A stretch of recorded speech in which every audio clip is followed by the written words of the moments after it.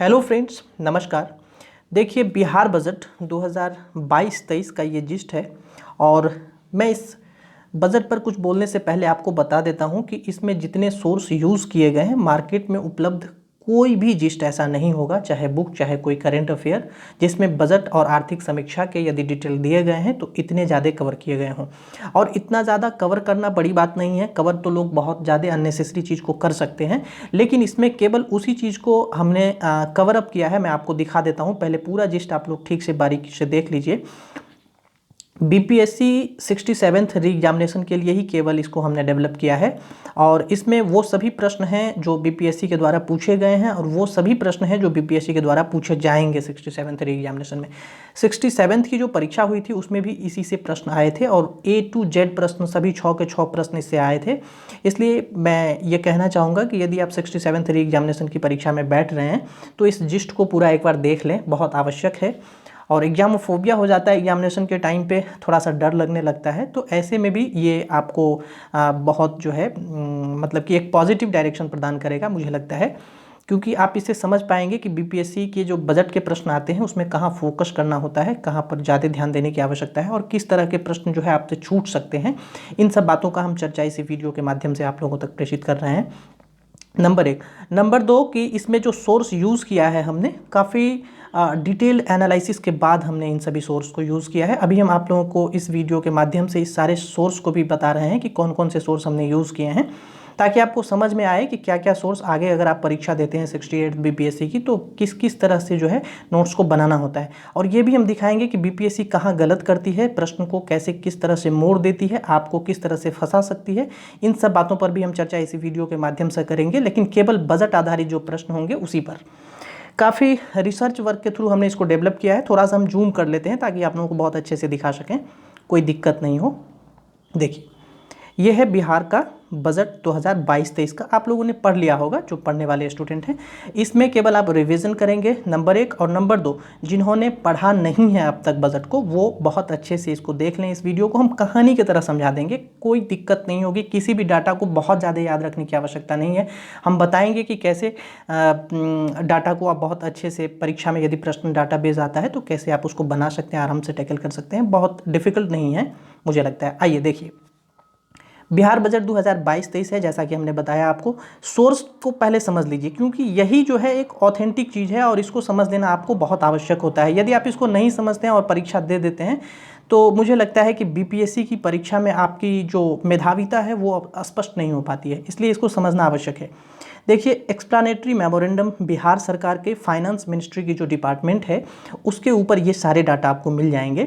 FRBM यानी physical responsibility budget management act 2006, green budget Bihar सरकार 2022-23 जो देती है वो, फिर उसके बाद बजट डॉक्यूमेंट्स के डाटा को हमने यूज़ किया है। बिहार सरकार की लोन बुक आती है एक, लोन बुक से भी बीपीएससी ने क्वेश्चन पूछे थे 65th में, इसीलिए हमने इसको भी इंक्लूड किया है।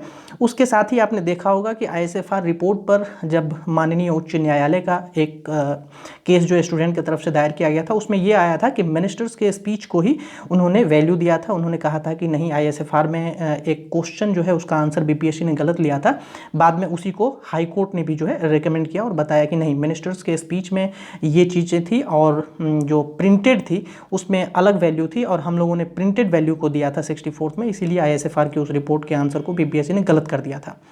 तो इसीलिए हमने मिनिस्टर्स के स्पीच को भी इस बार शामिल कर लिया है, ताकि कहीं से भी किसी भी प्रश्न में जो है आपको वेरिएशन देखने को नहीं मिले। बातों को समझिए, हमने कितना डेप्थ, कितना डिटेल्ड एनालिसिस करने के बाद जो है आप लोगों के बीच में इस वीडियो को लाया है, तो मुझे लगता है आप लोगों को देखना भी चाहिए। फिर एनुअल फाइनेंशियल स्टेटमेंट जो फाइनेंस मिनिस्ट्री डिपार्टमेंट है बिहार सरकार की, उस पर आती है वो भी। फाइनेंस कमीशन की रिपोर्ट से इस बार 2 क्वेश्चन आए थे 67th बीपीएससी में।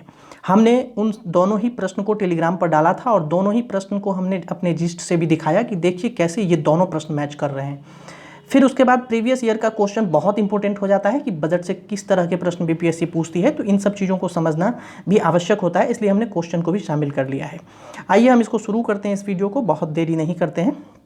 ये था एक ओवरव्यू कि हमने अपने जो ये जिस्ट है उसके बारे में बताया आप लोगों को, ताकि एक ऑथेंटिक सोर्स पर आप कैसे डिपेंड हो सकते हैं, ये चीज़ें हैं। आइए देखिए, तारकिशोर प्रसाद उस समय वित्त मंत्री थे और बिहार के उप मुख्यमंत्री थे उस समय, तत्कालीन उप मुख्यमंत्री थे। इन्होंने 28 फरवरी 2022 को जो है बजट पेश किया था, बिहार बजट। तो केवल इसमें ध्यान ये रखना है, ये वाला डेट 28 फरवरी 2022 का डेट याद रखेंगे। और किसने पेश किया, तो तारकिशोर प्रसाद ने पेश किया था, बस इतना ध्यान रखेंगे। देखिए बजट जो है, डाटा बहुत कम हम बता रहे हैं, बस जो डाटा बता रहे हैं उसको कहीं भी आप A4 पेपर पर या अपने नोट्स में नोट कर लीजिएगा, चाहे आपने अगर बजट का पहले से बना रखा है तो वहाँ भी नोट कर लीजिएगा। हम उस पॉइंट पर आपको फोकस करवाएंगे इस पूरे वीडियो में जहाँ PPSC आपको मतलब कि क्वेश्चन पूछती है और आपको छका देती है, तो इसलिए ये चीज़ें जानना आपको बहुत ज़रूरी है, बेहद ज़रूरी है। देखिए 2,37,691.19 करोड़ रुपया का ये टोटल बजट है बिहार सरकार का, ठीक है। इसमें केवल बजट का जो पूरा एलोकेशन है वो आपको ध्यान रखना है, पूरा एकदम नंबर इसका, ठीक है। 2022-23 का जो बजट है उसमें 6 सूत्र पर उसको रखा गया है, उसको आधार दिया गया है। सभी 6 सूत्र कौन कौन से हैं देख लीजिए, स्वास्थ्य है, शिक्षा है, उद्योग है, कृषि है, आधारभूत संरचना है और कल्याण है। इसमें केवल 3 ऐसे हैं जिसका आपको बजट एलोकेशन ध्यान रखना है। 16,134 करोड़ रुपया का बजट प्रावधान स्वास्थ्य के लिए है।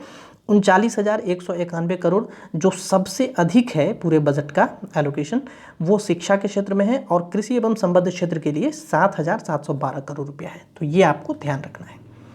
अब देखिए एक चीज़ मैं आपको बता देता हूँ, बिहार सरकार का जो बजट है वो एक तरह से व्यय का होता है, मतलब कि खर्च करने का वो एक तरीका है। सारे खर्च को एक साथ आपको दिखाकर बताया जाता है कि ये बिहार सरकार का बजट है, यानी इतना रुपया।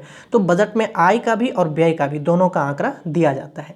देखिए कुल व्यय इस बार कितना होना है, हमने जैसा कि बताया बिहार सरकार का बजट कितने का था, 2,37,691.19 करोड़ का, हमने अभी ऊपर दिखाया आपको। ये देखिए बजट यहाँ है 2,37,691.19 करोड़। तो यही जो है बिहार सरकार का कुल व्यय है, व्यय भी इतना ही करेगी। लेकिन बिहार सरकार का आय जो है देखिए कुल प्राप्ति, ये ध्यान रखना है। कुल देखिए ये तो कुल व्यय हो गया, और कुल प्राप्ति जो है 2,37,891.94 करोड़ है। देखिए यहाँ पर 691.19 करोड़ था और यहाँ 891.94 करोड़ है। इस पर ध्यान देना है आपको। कुल प्राप्ति बिहार सरकार की क्या है, अधिक है, जबकि कुल खर्च क्या है, थोड़ा सा कम है उससे। तो ये ध्यान रखना है आपको पहला। अब देखिए कुल व्यय 2022-23 में, देखिए व्यय जो बिहार सरकार करती है वो 3 तरह से होता है, पहले इसको समझ लीजिए। एक होता है राजस्व व्यय, एक होता है पूंजीगत व्यय, ये एक प्रकार का व्यय हो गया, ठीक। दूसरा होता है विकासात्मक व्यय या गैर विकासात्मक व्यय, ये दूसरे प्रकार का व्यय हो गया। और तीसरा होता है स्कीम व्यय यानी योजना व्यय और स्थापना एवं प्रतिबद्ध व्यय, ये तीसरे प्रकार का व्यय हो गया। बस इसको इसी फॉर्म में आप ध्यान रखिए। अभी हमको इकोनॉमिक्स पढ़ाने का टाइम नहीं है बजट में, इसलिए हम बहुत डिटेल इसके बारे में नहीं जाएंगे। जब इस सभी व्यय में जो डाटा है उसको जोड़ेंगे तो ये डाटा कितना हो जाएगा, 2,37,000, यानी बिहार सरकार का जो इस बार का बजट है 2,37,000 कुल व्यय जो है ये वाला ये हो जाएगा। आप जोड़ करके देख लीजिए, हम आपके सामने में दिखा देते हैं। देखिए जैसे स्कीम व्यय और स्थापना एवं प्रतिबद्ध व्यय ये 1 लाख के आसपास है और ये 1,37,000 है। जब दोनों को जोड़ेंगे तो मोटा मोटा ये 2,37,000 हो जाता है। यहाँ देखिए कुल प्राप्ति वाले में देखिए यहाँ कुल व्यय देखिए, और यहाँ पर राजस्व व्यय कुल व्यय में और पूंजीगत व्यय को जब जोड़ेंगे देखिए 191 और 45 को जोड़ेंगे तो 2,37,000 के आसपास हो जाएगा।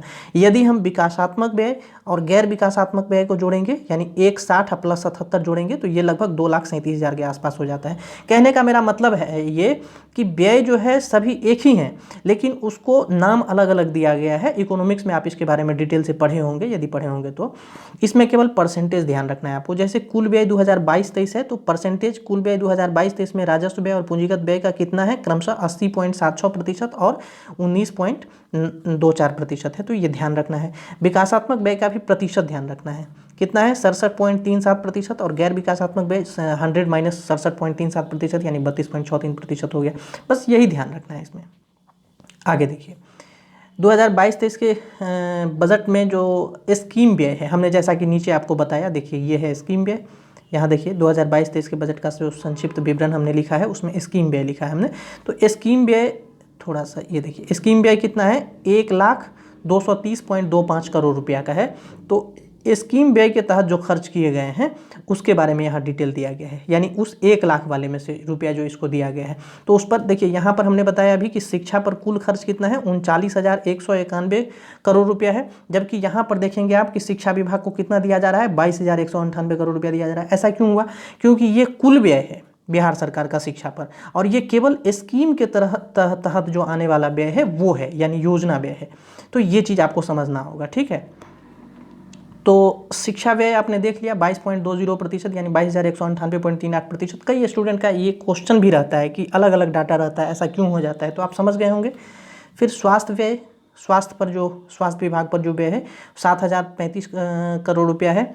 उसके बाद में जल संसाधन पर जो है, चूँकि जल संसाधन इंपॉर्टेंट है, बिहार सरकार का नल जल योजना इत्यादि भी चला रहा है बिहार सरकार, तो ये ध्यान रखना है बजट एलोकेशन इसका। कृषि विभाग पर देखिए 2781 करोड़ रुपया का खर्च है, बस इतना ही आपको ध्यान रखना है। फिर हमने यहाँ पर आपको बताया ही कि ये जो बजट व्यय होता है बिहार सरकार का, वो स्कीम व्यय और स्थापना एवं प्रतिबद्ध व्यय, यहाँ पर आपको दिखाया राजस्व व्यय और पूंजीगत व्यय, यहाँ आपको दिखाया विकासात्मक और गैर विकासात्मक व्यय। तो इसी तरह से ये व्यय एक ही है, जब जोड़ेंगे इसको तो ये वही 2,37,000 के आसपास चला जाएगा। जब इस दोनों को फिर जोड़ेंगे तो ये भी 2,37,000 के आसपास चला जाएगा। इस दोनों को भी जोड़ेंगे तो 2,37,000 के आसपास चला जाएगा। तो बजट जो है केवल नाम जो है उसका व्यय का चेंज किया गया है, और ये क्यों किया गया है इसके बारे में आप डिटेल में इकोनॉमिक्स में पढ़ते हैं। स्कीम व्यय और स्थापना एवं प्रतिबद्ध व्यय, इसमें आपको ध्यान नहीं रखना है कि कितना कितना किया गया है, केवल ये ध्यान रखेंगे कि कुल व्यय में स्कीम व्यय और स्थापना एवं प्रतिबद्ध व्यय भी होता है। इस तरह से प्रतिबद्ध व्यय देखिए यहाँ पर 1,20,000 15.36 करोड़ रुपया का है। प्रतिबद्ध व्यय में क्या क्या आता है, जैसे वेतन हो गया, पेंशन हो गया, ब्याज भुगतान हो गया, लोक ऋण हो गया। प्रतिबद्ध नाम से ही स्पष्ट है कि हम इसके लिए प्रतिबद्ध हैं, यानी ये हमको देना ही देना है। आप शिक्षक को वेतन नहीं देंगे क्या? आप जो रिटायर्ड हुए हैं आपके कर्मचारी राज्य सरकार के, उसके पेंशन नहीं देंगे क्या? आपने जो ऋण लिया है उस पर ब्याज भुगतान नहीं करेंगे क्या? आप लोक ऋण की अदायगी नहीं करेंगे जो जन कल्याण के लिए लिया है आपने, ADB इत्यादि से, WB इत्यादि से लिया है, तो उसकी लोक ऋण की अदायगी नहीं करेंगे। तो ये सब क्या है, आप मजबूर हैं इस तरह के व्यय करने के लिए, आपको ये करना ही करना है, इसलिए इसको प्रतिबद्ध व्यय कहा जाता है। तो ये ध्यान रखेंगे, इस तरह से सिंपल है। देखिए कुल प्राप्ति बिहार सरकार की हमने बताया कि थोड़ा सा अधिक है जितना बिहार सरकार का बजट है। कितना है? 2,37,891.94 करोड़ रुपया है।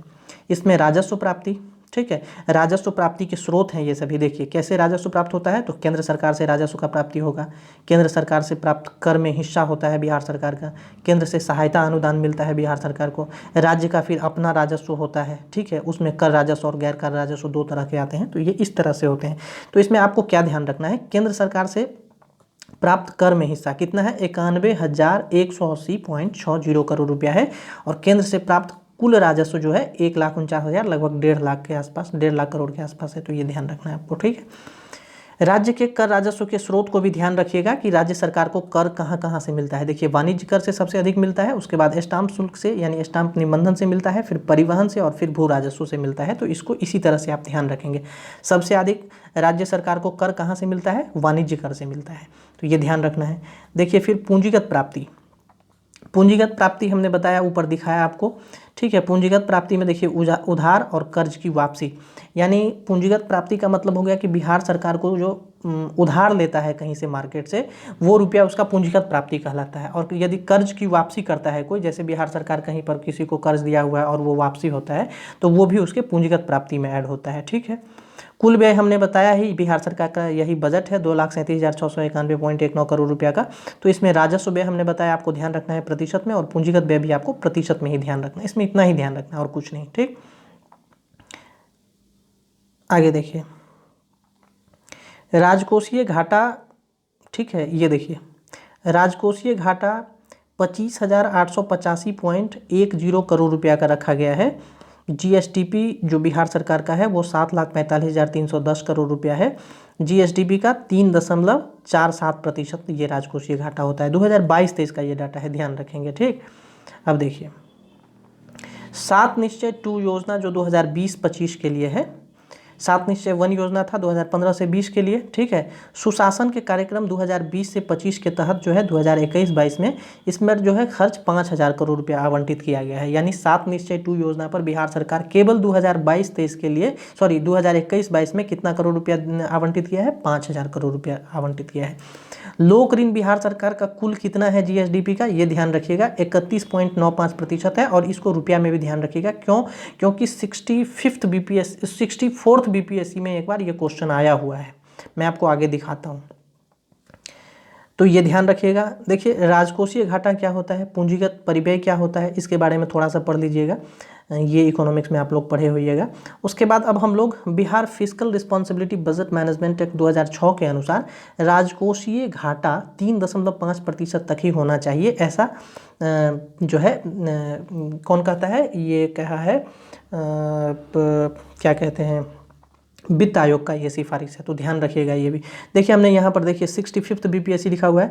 2022-23 में बिहार का जो जीएसडीपी है स्थिर मूल्य पर वो 7,45,310 करोड़ रुपया है, और ये 65th बीपीएससी में प्रश्न आ चुका है इस तरह का।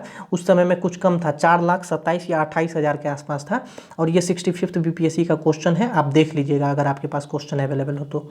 इसीलिए इसको हमने अपडेट कर दिया है, 2022-23 में इस बार अगर पूछा जाए तो आप इसमें चूकिएगा नहीं, इस तरह से इसका आंसर दे दीजिएगा, ठीक है। अभी 7,45,310 करोड़ रुपया हो गया है, ठीक। और देखिए ये हमने लिख भी दिया है यहाँ पर, अर्थ एवं सांख्यिकी निदेशालय की रिपोर्ट से हमने इसको लिया हुआ है, यानी हर डाटा को हमने ऑथेंटिक बनाने का काम किया है। कहीं से भी डाटा में वेरिएशन अगर होता है तो बीपीएससी में आपका आंसर अगर आ भी रहा है तब भी गलत हो जाता है, इसलिए इसको पढ़ने के बाद आपका आंसर कहीं से भी गलत नहीं होगा, चांस ही नहीं रह जाएगा। राजकोषीय घाटा जीएसडीपी का देख लीजिए, इसमें केवल आपको यही वाला ध्यान रखना है, ठीक है। 2021-22 का 2.97% है, और यही क्वेश्चन जो है इस बार आया भी था, 22,510 करोड़ रुपया वाला आया था, आप देखे होंगे, पूछा गया था ये इस बार 67th बीपीएससी पीटी का जो एग्जाम हुआ उसमें ये रेड वाला जो है ये क्वेश्चन आया था। तो आपने देख लिया, क्वेश्चन भी हम दिखाते जा रहे हैं। बिहार का सकल राज्य घरेलू उत्पाद जीएसडीपी, देखिए इसमें भी आपको 2021-22 का ही ध्यान रखना है। 7,57,026 करोड़ रुपया है ये, नहीं सॉरी 2020-21 का आपको ध्यान रखना है, क्योंकि ये अनुमानित डाटा है तो ये आपसे नहीं भी पूछा जा सकता है, लेकिन जो फिक्स डाटा है वो आपसे पूछा जाएगा, वास्तविक वाला। 2020-21 में कितना है, 6,18,628 करोड़ रुपया है बिहार सरकार का जीएसडीपी, और 2022-23 में हमने अभी ऊपर भी बताया आपको 7,45,310 करोड़ रुपया है। तो ये डाटा और ये वाला डाटा आप ध्यान रखेंगे, समझ गए। अब देखिए अब हल्का हल्का है, ऊपर में ही जो मेन था वो आपको समझना था, डाटा के रूप में याद करना था। अब नीचे थोड़ा सा हम योजना बताएंगे और दिखाएंगे भी कि बीपीएससी कैसे प्रश्नों से पूछा है। शिक्षा विभाग पर कुल खर्च हमने ऊपर ही आपको दिखा दिया है, फिर आप देख लीजिए 39,191.87 करोड़ रुपया का है। 2020-21 के अंत में लोक ऋण बिहार सरकार पर कितना था जीएसडीपी का, 28.65% था, और कुल रुपया में भी ध्यान रखिएगा इसको। देखिए कुछ मद है बिहार सरकार के, और इस मद पर जो है वास्तविक अनुमान और बजट का अनुमान, बजट अनुमान 2022-23 का देखेंगे, और वास्तविक अनुमान जो आर्थिक समीक्षा में आया है उसको हमने यहाँ पर लिया है, क्योंकि बीपीएससी जो प्रश्न आपसे पूछेगी वो अनुमान वाला से नहीं पूछता है, आपसे पूछा जाता है 2020-21 के रिपोर्ट से, यानी कि आर्थिक सर्वे के रिपोर्ट से आपसे पूछा जाएगा। तो कुल राजस्व प्राप्ति बिहार सरकार का कितना है, 1,28,168.35 करोड़। केंद्रीय कर में राज्य का हिस्सा कितना है, 59,861 करोड़। पूंजीगत प्राप्ति बिहार सरकार का कितना है, 36,735 करोड़। कुल प्राप्ति बिहार सरकार का कितना हुआ, 1,64,903.84 करोड़। ये ध्यान रखेंगे सबको जोड़ने के बाद। तो ये चीज़ हो गया। उसके बाद देखिए स्कीम व्यय हमने बताया ही, आपको ऊपर भी दिखाया। देखिए स्कीम व्यय उस समय का, पहले का, अभी का नहीं, अभी का ये वाला है जो अभी ऊपर दिखाया था हमने। कुल व्यय 1,65,696.48 करोड़, राजस्व व्यय इतना, पूंजीगत व्यय इतना, और राजकोषीय घाटा जो है 29,827.23 करोड़ रुपया है। ये ध्यान रखिएगा, ये वाला वैल्यू, ठीक है। डाटा में केवल इसी में जो ये आपको दिख रहा है, बस इतना ही डाटा आपको ध्यान रखना है, हम बता ही दे रहे हैं, इसको नोट कर लीजिएगा आप कहीं। 2020-21 में ब्याज भुगतान जो है 9.74% है टोटल राजस्व प्राप्ति का, बिहार सरकार को इतना प्रतिशत जो है देना है। अब देखिए बिहार का ऋण संबंधी विवरण हमने यहाँ लिया है 2020-21 के वास्तविक डाटा से, यानी आर्थिक सर्वेक्षण का ये डाटा है। ऋण के मद हैं और वास्तविक डाटा के हिसाब से कितने करोड़ रुपया का ये है उसके बारे में। इसमें केवल आपको यही 3 जो है ये ध्यान रखना है, और नीचे एक ये वाला ध्यान रखना है। 2020-21 में कुल लोक ऋण कितना है, 1,77,214.86 करोड़। लोक ऋण जीएसडीपी का बिहार सरकार का कितना है, 28.65%, जैसा कि हमने ऊपर भी दिखाया। और कुल ऋण जीएसडीपी का कितना है, 36.73% है। डाटा बस इतना ही ध्यान रखना था आपको, ये हो गया, अब डाटा खत्म हो गया। राज्य को उपलब्ध शुद्ध ऋण कितना है, 2,27,195.49 करोड़ रुपया, ये राज्य को शुद्ध ऋण प्राप्त है, ठीक है। अब देखिए एफआरबीएम एक्ट, इसको physical responsibility budget management act कहते हैं, 2006 के अंतर्गत विधानमंडल के समक्ष कुछ विवरण प्रस्तुत किए गए थे इस बार 2022-23 में। बजट जिस दिन प्रस्तुत किया गया था उसी दिन। हो सकता है कि आपसे इसमें कुछ प्रश्न पूछे जाए, जैसे कृषि रोड मैप के बारे में आपसे पूछा जा सकता है। कृषि रोड मैप को जो है बढ़ा दिया गया है, ये तीसरा कृषि रोड मैप इस बार 2017 से 22 के लिए था, अभी 2022 चल रहा है, तो आपसे ये प्रश्न पूछे जा सकते हैं। इसमें संशोधन कब हुआ था? 2016 में हुआ था, तो ये ध्यान रखेंगे। और थर्ड कृषि रोड मैप का कार्यकाल 2022 तक 2017 से 22 था, जिसको 1 वर्ष के लिए संभवतः बढ़ाकर 2023 तक कर दिया गया है। एक बार आप इसको देख लीजिएगा नेट पर। देखिए 7 निश्चय 1 योजना 2015 से 20 के लिए था, 7 निश्चय 2 योजना 2020 से 25 के लिए है, जो अभी चल रहा है। आपका 2022 में एग्जामिनेशन है, तो ये वाला पूछा जा सकता है इसका। और 7 निश्चय 2 योजना को लागू कब किया गया था? संभवतः यह 1 दिसंबर 2020 को बिहार सरकार और मंत्रिमंडल ने इसको अनुमति दी थी, तो इसका डेट भी ध्यान रखिएगा। सतत विकास लक्ष्य 2015 से 20 के लिए है, ये भी ध्यान रखिएगा इसका डेट, ठीक है। आगे देखिए, बिहार का आर्थिक वृद्धि 2.5% है, देश में सर्वोच्च है। फिर भी क्यों? क्योंकि ये पॉजिटिव में है।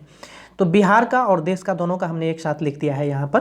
केंद्रीय बजट और केंद्रीय आर्थिक सर्वेक्षण का वीडियो हम पहले ही उपलब्ध करवा चुके हैं, उसमें ये डाटा दिया गया है, लेकिन बिहार के साथ हम इसको कोरिलेट कर रहे हैं, तो भारत को भी हमने यहाँ इंक्लूड कर दिया है। देखिए 2020-21 में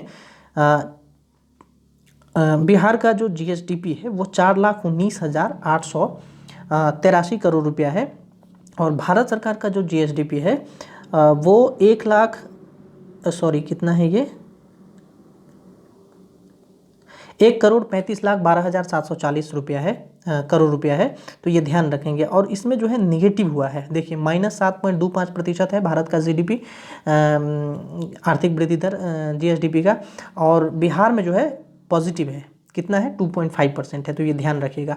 और ये जो सोर्स है हमने NSO से लिया है, गवर्नमेंट ऑफ इंडिया के NSO का डाटा है ये, तो ये भी इधर उधर से कहीं नहीं लिया गया है, ताकि इसमें आपको किसी प्रकार का दिक्कत हो। एक नोट है यहाँ, इसको ध्यान रखिएगा। ये देखिए हमने लिख भी दिया है बहुत स्पष्ट शब्दों में, इसीलिए हमने कहा ना कि हमने ऑथेंटिक सोर्स ही हम देते हैं। देखिए लिखा हुआ है कि GSDP GDP के संदर्भ में बिहार सरकार एवं भारत सरकार के डाटा में अंतर है। एग्जाम में ऑप्शन देखकर आपको समझना है कि कौन से ऑप्शन के साथ आपको जाना है, इसलिए हमने जो यहाँ डाटा प्रोवाइड किया है, हो सकता है कि डाटा में वेरिएशन हो, लेकिन आपको यदि एक डाटा ध्यान रहेगा सही से, NSO का डाटा ही मान्य होता है जनरली BPSC में, तो आपको दिक्कत नहीं होगी। आगे देखिए, बिहार के सकल राज्य घरेलू उत्पाद यानी GSDP का विभिन्न क्षेत्र में योगदान हम देखेंगे। देखिए प्राथमिक क्षेत्र, द्वितीय क्षेत्र और तृतीय क्षेत्र। प्राथमिक क्षेत्र में 0% योगदान, द्वितीय क्षेत्र में 2.2 और तृतीय क्षेत्र में -0.1% योगदान है 2020-21 में, ये भी ध्यान रखिएगा। और ये किस में? GSDP में विभिन्न क्षेत्र, प्राथमिक, द्वितीयक और तृतीयक का। और कुल GSVA स्थिर मूल्य पर 2.5% है। अब देखिए कृषि, वानिकी एवं मत्स्यिकी में जो योगदान है 3.7 और पशुधन में 11.9, ये सबसे अधिक है। अब देखिए GSVA में योगदान देख लीजिए बिहार का, प्राथमिक, द्वितीयक और तृतीयक। देखिए दोनों अलग अलग टर्म है, ये देखिए दोनों, देखिए यहाँ भी हम थोड़ा समझा देते हैं, नहीं तो फिर प्राथमिक, द्वितीयक, तृतीयक में आप गलती नहीं कर बैठे।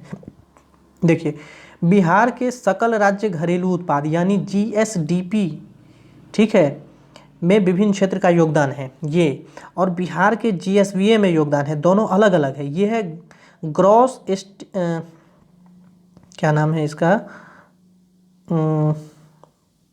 ग्रॉस स्टेट वैल्यू एडेड करके कुछ है, देख लीजिएगा इसका क्या फुल फॉर्म है। तो ये और ये है ग्रॉस स्टेट डोमेस्टिक प्रोडक्ट, ठीक है, तो ये दोनों अलग अलग हैं। इसमें देखिए प्राथमिक क्षेत्र का योगदान 19.2% है, द्वितीय क्षेत्र 19.5% है, और तृतीय क्षेत्र का योगदान 61.2% है, ठीक। तो ये ध्यान रखिएगा। और 2020-21 का डाटा ही आपको ध्यान रखना है, 19-20 वाला डाटा आप ध्यान नहीं रखेंगे। उसके बाद देखिए ये बहुत महत्वपूर्ण है, प्रति व्यक्ति आय के बारे में 2011-12 के स्थिर मूल्य पर है, ये पूछे गए थे BPSC में। बिहार में इस बार कितना है और भारत में कितना है, स्थिर मूल्य पर है, ये ध्यान रखिएगा। 34,314 रुपया बिहार में प्रति व्यक्ति आय है, और 86,659 रुपया जो है केंद्र में प्रति व्यक्ति आय है, तो ये ध्यान रखिएगा। अब आगे देखिए एक चीज़ हम बता देते हैं, यहाँ से प्रश्न आया है CFMS, ध्यान रखिएगा, ये 65th BPSC का CFMS शायद 66वीं BPSC में ही पूछा गया था, देख लीजिएगा आप लोग। लेकिन ये क्वेश्चन आया है, ये देखिए, पहले इसको समझिए। बिहार सरकार ने वित्तीय प्रबंधन को पारदर्शी तथा जवाबदेह बनाने के लिए डिजिटल वित्तीय व्यवस्था 2008-9 से 2018-19 तक CTMIS, ध्यान रखिएगा, व 2019-20 से CFMS को लागू किया है। CFMS क्या है? कंप्रीहेंसिव फाइनेंशियल मैनेजमेंट सिस्टम है ये बिहार सरकार का। और इसमें क्या हो जाएगा कि सभी वित्तीय प्रबंधन को जो है ऑटोमेटेड वित्तीय प्रबंधन के रूप में बदल दिया जाएगा, जो मैनुअल था पहले। और ये लागू कब हुआ है? 1 अप्रैल 2019 से लागू हुआ। हाँ, ये 66 BPSC में आया है, यही डेट डाला गया है कि 1 अप्रैल 2019 से लागू CFMS का क्या काम है, ये पूछा गया है क्वेश्चन। और BPSC ने इसका आंसर गलत दिया हुआ है, क्योंकि बिहार सरकार की जो बजट आई है 2022-23 की, उसमें स्पष्ट रूप से लिखा हुआ है CFMS के बारे में कि ये सभी, हम दिखाते हैं नीचे, हमने उसको लिख भी दिया है, ये सभी कार्यप्रणाली को डिजिटलाइज करेगी। और डिजिटल वाला ऑप्शन जो है उसको BPSC ने गलत माना है, और उसके साथ BPSC संभवतः ई ऑप्शन के साथ चला गया है, जो कि BPSC का आंसर गलत है। बिहार सरकार के डाटा के अकॉर्डिंग, मेरे अकॉर्डिंग नहीं, मैं बता दूँ आपको। तो CFMS में समझ गए, ठीक है। अब देखिए आगे हम लोग देखते हैं। देखिए, एक है OGRAS, ये क्या है? Online government revenue accounting system है। इसके माध्यम से राजस्व संग्रह विभाग तथा संग्रह किए गए कर एवं गैर कर राजस्व सीधे राज्य सरकार के खाते में चले जाते हैं। तो यही है OGRAS। इसके बारे में भी ध्यान रखिएगा, क्या है ये पूछा जा सकता है, जैसे CFMS के बारे में पूछ लिया गया है 66 BPSC में। देखिए, 2004-05 से 2022-23 तक के दौरान कुल राजस्व प्राप्ति 15,714 करोड़ रुपया से बढ़कर अब 1,96,705 करोड़ रुपया हो गया है बिहार का। यह वृद्धि लगभग कितना गुना है? 12.5 गुना है। तो ये भी ध्यान रखिएगा। उसके बाद ये देखिए, 2004-05 से 2022-23 के बीच विकासमूलक व्यय, जो हमने दिखाया था ऊपर आप लोगों को, विकासात्मक और गैर विकासात्मक व्यय, इसमें कितने गुना की वृद्धि हुई है? 13.1 गुना की वृद्धि हो गई है, ठीक है। और गैर विकासात्मक में 9.9, लगभग 10 गुना की वृद्धि हो गई है। तो ये भी ध्यान रखिएगा। और ये डाटा कंपेयर किया गया है 2004-05 से 2022-23 के लिए, ठीक है। अब देखिए, ऋण का GSDP के साथ अनुपात हम लोग देख लेते हैं। 1993-94 में कितना था? 64.7। 2004-05 में कितना था? 55.5। और 2019-20 में कितना हो गया? 32.6। ये वास्तविक डाटा है। अभी ये दोनों अनुमानित है, इसलिए ये नहीं पूछा जाएगा आपसे, केवल वास्तविक डाटा पूछा जाएगा। तो ध्यान रखिएगा, ऋण का GSDP अनुपात बिहार में कितना है? 32.6% है। देखिए, FRBM एक्ट लागू होने के बाद से लगातार बिहार राजस्व अधिशेष में रहा है, परंतु 2019-20 1784 करोड़ रुपया तथा 2020-21 में 11,300 कितना है? 325 करोड़ रुपया का राजस्व घाटा बिहार को हुआ है। तो ध्यान रखिएगा कि बिहार पहले राजस्व अधिशेष वाला राज्य था, उसमें भी बिहार का राजस्व का घाटा हुआ है, तो ये ध्यान रखना है। आगे देखिए, बिहार में गरीबी में 20% की गिरावट आई है, शिक्षा में 15% की वृद्धि हुई है। दोनों डाटा बिहार सरकार के बजट ने प्रोवाइड किए हैं, इसलिए आपको ध्यान रखना है। बिहार का लोक ऋण पूछा जा चुका है BPSC में, ये क्वेश्चन ध्यान रखिएगा। 2020-21 में 1,77,214 करोड़ रुपया है। ये GSDP का लगभग 28.65% होता है, ध्यान रखेंगे। 2022-23 में राज्य के कुल कर राजस्व में अपने कर राजस्व का हिस्सा कितना है? 31.22%। ये भी 66 BPSC में प्रश्न आ चुका है, आप लोग जाकर के देख सकते हैं। 2021-22 में राजस्व प्राप्ति GSDP का 24.61%। 2021-22 में केंद्रीय कर में राजस्व का हिस्सा, राज्य का हिस्सा GSDP का लगभग 12.04% है। 2022-23 में ये 12.23%। अब देखिए, कुछ डाटा आपसे फैक्ट पूछे जाते हैं बजट के रूप में, जैसे परिणामी बजट बिहार सरकार ने कब शुरू किया, जेंडर बजट बिहार सरकार ने कब शुरू किया, बाल कल्याण बजट बिहार सरकार ने कब शुरू किया, उपलब्धि प्रतिवेदन यानी आर्थिक सर्वेक्षण बिहार सरकार कब से पेश कर रही है, बिहार के निक्षेप निधि में कितना रुपया है। तो ये सब ध्यान रखना है आपको। ये शुरू कब कब हुए हैं, डेट लिखा हुआ है, ध्यान देख लीजिएगा। आगे लास्ट पेज पर अब हम लोग आ गए हैं। देखिए, बिहार सरकार की आगामी कार्यनीति के बारे में फिर बजट में दिया गया है। ये बहुत इंपॉर्टेंट है, आपको देख कर ही जाना है, क्योंकि ये सब क्वेश्चन जो है किसी भी किताब में, करंट अफेयर की किताब हो चाहे कुछ में, इस समय नहीं मिलता है। उसमें केवल आपको डाटा दे दिया जाता है और डाटा भर भर के दे दिया जाता है। 1-2 डाटा आपसे पूछे जाते हैं, उसके लिए 2-3 पन्ना का डाटा, 4 पन्ना का डाटा याद रखने की कोई आवश्यकता नहीं है। अब देखिए, कार्यनीति 7 निश्चय 2 योजना हमने बताया 2020 से 25 के लिए है, ठीक। 4671 करोड़ रुपया का इसके लिए आवंटन किया गया है। इसमें कुछ पॉइंट्स आपको ध्यान रखने हैं, जैसे ये सारे पॉइंट्स बहुत इंपॉर्टेंट नहीं है परीक्षा के लिए, लेकिन ये इंपॉर्टेंट है। 3 विश्वविद्यालय, जिसमें एक चिकित्सा है, एक खेल है और एक अभियंत्रण है, इसकी स्थापना की जाएगी, ऐसा कहा गया है।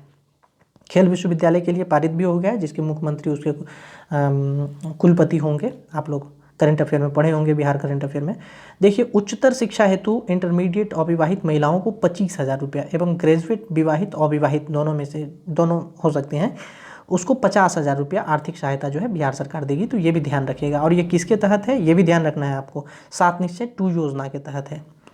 आगे देखिए, बाल हृदय योजना को भी इसमें जोड़ा गया है, 7 निश्चय 2 योजना के तहत ही इसको जोड़ा गया है। इसके तहत हृदय में छेद के साथ अगर कोई बच्चा जन्म लेता है तो उसको निःशुल्क उपचार दिया जाएगा। ठीक है, आगे देखिए, जल जीवन हरियाली अभियान बहुत इंपॉर्टेंट है, इसका जिक्र भी इस बार बजट में किया गया है। 13/7/2019 को ये प्रारंभ किया गया था। इसके लिए नोडल मंत्रालय ग्रामीण विकास विभाग बिहार सरकार है। इसको सोसाइटी रजिस्ट्रेशन एक्ट 1860 के तहत गठन किया गया था। इसके शासी निकाय में कुल 16 सदस्य होते हैं। किसके, जल जीवन हरियाली अभियान के। इसका अध्यक्ष कौन होता है, ध्यान रखेंगे, बिहार के मुख्य सचिव होते हैं और अभी अमीर सुबानी है, तो वही इसके जल जीवन हरियाली अभियान के इसके अध्यक्ष हैं। तो ये भी ध्यान रखना है। और ये ध्यान रखिएगा कि जल जीवन हरियाली दिवस जो है प्रत्येक माह के मंगलवार को ये मनाया जाता है। ठीक है, 11 से 12 बजे के बीच में इसका टाइमिंग रखा है। तो ये सब बजट में इस बार दिए गए थे, इसलिए इन सब डाटा को आपको ध्यान रखना है। ठीक, बिहार के सभी मंत्रालय इस योजना से जुड़ चुका है, जोड़ा जा चुका है इसको। देखिए, CFMS के बारे में देखिए हमने बताया आपको ऊपर ही, देखिए यहाँ हमने लिख भी दिया है। 66 BPSC PT में ये प्रश्न आए हैं, आप देख सकते हैं इसको। समेकित वित्तीय प्रबंधन प्रणाली 1 अप्रैल 2019 को लागू हुआ था। इसके द्वारा राज्य का संपूर्ण वित्तीय कार्य ऑनलाइन एवं पेपरलेस होगा। ये मैं नहीं दिया हूँ, ये डाटा बिहार सरकार के बजट 2022-23 में इस बार आया है और BPSC यही प्रश्न पूछा है और इसका E ऑप्शन लिया है, जबकि A वाले ऑप्शन में BPSC के A ऑप्शन में यही ऑप्शन था, पेपरलेस वाला, जबकि BPSC ने इसको सही नहीं माना है। तो ये सब चीज़ आप लोग देखिएगा थोड़ा गौर से, और इस सब में जो है चौकन्ना रहने की भी आवश्यकता है। CFMS द्वारा भुगतान RBI के ई-कुबेर पोर्टल और ई-पेमेंट द्वारा किया जा रहा है। CFMS 2.0 की बात की गई है, ध्यान रखिएगा। CFMS पूछा गया है और CFMS 2.0 2022-23 से लागू होना है, तो ये ध्यान रखिएगा आप लोग, पूछा जा सकता है आपसे।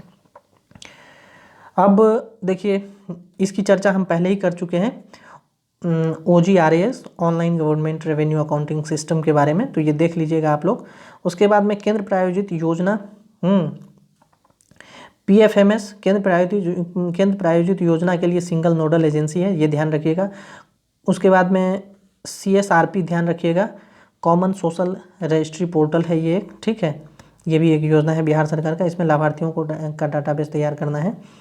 उसके बाद में व्यय के प्रकार हैं, यहाँ लिखे गए हैं, और प्राप्ति के प्रकार हैं। देखिए, व्यय के प्रकार सरकार कहाँ कहाँ व्यय करती है, तो योजना व्यय करती है, स्थापना एवं प्रतिबद्ध व्यय करती है, राजस्व व्यय, पूंजीगत व्यय करती है, विकासात्मक और गैर विकासात्मक। इसी 3 तरह के व्यय के बारे में हमने आपको ऊपर चर्चा भी किया था शुरू वाले पेज पर ही। प्राप्ति में देखिए कैसे प्राप्ति होता है बिहार सरकार को, तो राजस्व से प्राप्ति होगा और पूंजी से प्राप्ति होता है बिहार सरकार को, ठीक है। राजस्व प्राप्ति में क्या आएगा, तो कर राजस्व, कर से बाहर राजस्व, सहायता अनुदान और अंशदान जो बिहार सरकार को मिलती है। फिर पूंजीगत प्राप्ति में क्या आएगा, जैसे लोक ऋण से प्राप्ति होता है, बाजार से बिहार सरकार ऋण लेती है, उधार एवं उसके बाद में जो है जैसे नाबार्ड है, क्या कहते हैं, वर्ल्ड बैंक है, इंटरनेशनल मॉनेटरी फंड है, एशियन डेवलपमेंट बैंक है, इस सब से यदि बिहार सरकार लेती है तो वो उसका क्या कहलाएगा, पूंजीगत प्राप्ति कहलाएगा। तो ये भी ध्यान रखिएगा, ये सब चीज़ हमने अपने तरफ से भी इसमें कुछ ऐड किए हैं ताकि आप लोगों को किसी प्रकार का दिक्कत न हो पड़ते समय। लोहिया स्वच्छ बिहार अभियान 2.0 2020-25 खुले में शौच से मुक्ति हेतु, ठीक है। बुनियादी केंद्र क्या है, तो बुनियादी केंद्र दिव्यांग एवं वृद्ध एवं विधवा हेतु ये लाया गया है। उसके बाद में देखिए, आगे देखिए, गंगा पर 2 नया पुल बनेगा, बजट 2022-23 में इसके बारे में बताया गया। कहाँ कहाँ बनेगा, तो बक्सर से गाजीपुर और मुंगेर से खगड़िया के बीच में बनेगा। राज्य का सेकेंड चिड़ियाघर रानीगंज अररिया में, ठीक है। इसके बारे में आप लोग पढ़ चुके होंगे, लेकिन फिर भी बजट में जिस बात का जिक्र किया गया है उस सारे योजनाओं परियोजनाओं के बारे में आपको जानकारी होनी चाहिए। खेल विश्वविद्यालय, इंटरनेशनल क्रिकेट स्टेडियम, स्पोर्ट अकादमी राजगीर में इसकी स्थापना होगी और संभवतः इसके हमने बताया भी कि इसके चांसलर स्वयं चीफ मिनिस्टर होंगे। महाबोधि संस्कृति केंद्र की स्थापना बोधगया। बुद्ध सम्यक दर्शन संग्रहालय पटना। Abdul Kalam science city Patna. और 38 ज़िला को ODF घोषित कर दिया गया है, ये भी ध्यान रखिएगा, ठीक है। बिहार के सभी 38 ज़िला को ODF घोषित किया गया और ODF प्लस वाला बिहार का पटना डिस्ट्रिक्ट है, ये भी ध्यान रखिएगा। मेगा स्किल सेंटर सभी डिस्ट्रिक्ट में खुलेगा, ठीक है। इसमें क्या किया जाएगा, तो स्किल नाम से ही स्पष्ट है, कारीगर को प्रशिक्षण दिए जाएंगे। देखिए, 15वें वित्त आयोग से ये वाला प्रश्न फिर BPSC 67 में इस बार आया था और इसके आंसर पता नहीं, बहुत अच्छे एक्सपर्ट माने जा रहे हैं BPSC के, हम नाम नहीं लेंगे उनका, लेकिन उन्होंने भी इसका आंसर गलत दिया था। तो ये आंसर जो है हमने भी बाद में उनके आंसर के बाद हमें भी थोड़ा सा डाउट हुआ, लेकिन हमने चेक किया तो ये आंसर जो है उनका ये कहना कि इसमें जो 41% जो है वित्त आयोग ने दिया था सभी राज्यों को, उसमें बिहार का हिस्सा 10.058% था। तो उसको डिवाइड करके 4 पॉइंट समथिंग आ जा रहा था और 4/4 वाला ऑप्शन था उसमें, वो गलत था आंसर। इसका यही एग्जैक्ट आंसर है, 10.058% जो है बिहार को हिस्सा मिला है। इसमें डिवाइड करने की आवश्यकता नहीं थी, ठीक है। तो ये चीज़ आप लोग भी ध्यान रखिएगा। ये प्रश्न आ चुका है, मैं फिर से आपको बता देता हूँ। 15वें वित्त आयोग में ये वाला प्रश्न आया है 67 में, देख लीजिएगा। और अब हम लोग अब लास्ट पेज पर आ गए हैं। अब इसमें कुछ कंपेयर करके हमने डाटा लिखा है। ये चीज़ आप नहीं भी देखेंगे तो कोई बात नहीं है, लेकिन बीपीएससी के लिए एक बार देख लीजिए। देखिए 2004-05 में बिहार का बजट कितना था, मात्र 20,058 करोड़ रुपया का था।